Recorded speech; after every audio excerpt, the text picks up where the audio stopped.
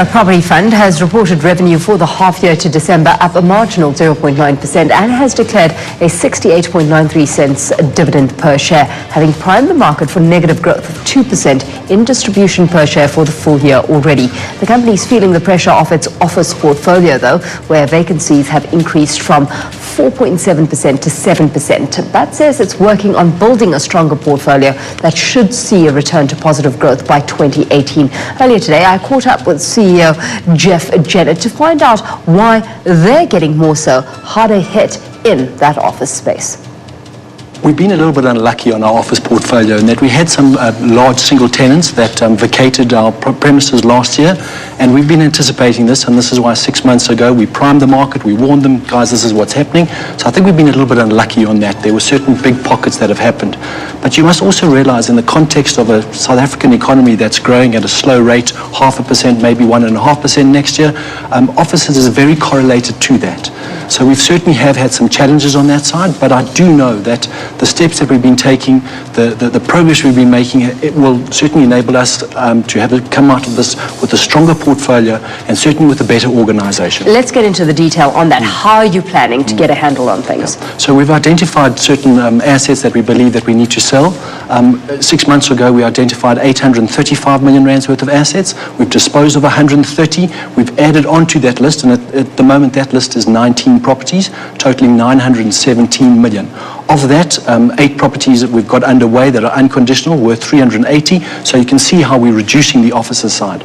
Part of that rebalancing, though, is also to diversify into other asset classes. Specifically, I want to share this one with you, is the conversion to residential. We've got 3 sites. Firstly in Rosebank, secondly in Sunninghill, and thirdly in Bloemfontein, which we think are ideally suited for residential conversions.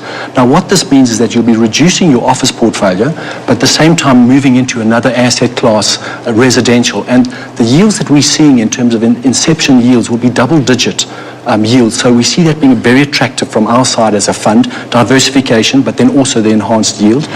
Interesting time, Jeff, to be doing that, where you've got a South African consumer that's highly correlated to GDP as well, feeling pressure, and of course within an anticipated rising interest rate environment. I'm not sure in terms of a rising interest rate environment, but certainly by us delivering lower LSM quality residential into the markets that are close to offices, for example in Rosebank here, pretty close to the Gautrain station, close to Rosebank Mall, aimed at the lower, the LSM 7 and 8, we see there's been a definite need for quality but affordable accommodation in or around the places where guys work. So actually we're seeing this actually fitting in very well to for example, the Rosebank node, for example, into Sunninghill, and then also, and on the Bloemfontein property, that will be more sort of student accommodation because it's closer to the Bloemfontein Technikon. There's certainly a need for that sort of accommodation. So you touch on disposals, you touch on conversion. What about actual negotiations when it comes to rental incomes? I mean, how much more tricky has that become, and how much have you had to compromise?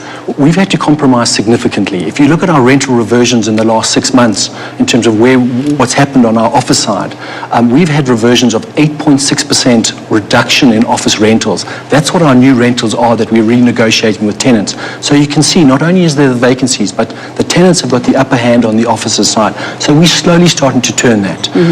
The other big point is that by reinvesting into your properties, by improving the quality of your portfolio, it becomes easier to let and you're offering a better product. So that's also been part of our strategy. I'll tell you too as well, part of diversifying away from offices is moving into other asset classes in terms of residential I've mentioned, but then also we've got something very exciting on our rural retail portfolio, which is our lower LSM retail portfolio, which we've started a joint venture with a crowd called One Prop. And this venture is called Inyuka, which is the Zulu word for expand and grow. And that's what we're wanting to do with that portfolio. And we're pretty confident that at the moment our asset size is 575 million rand. By June 2017, it should be in the order of 800 million rand.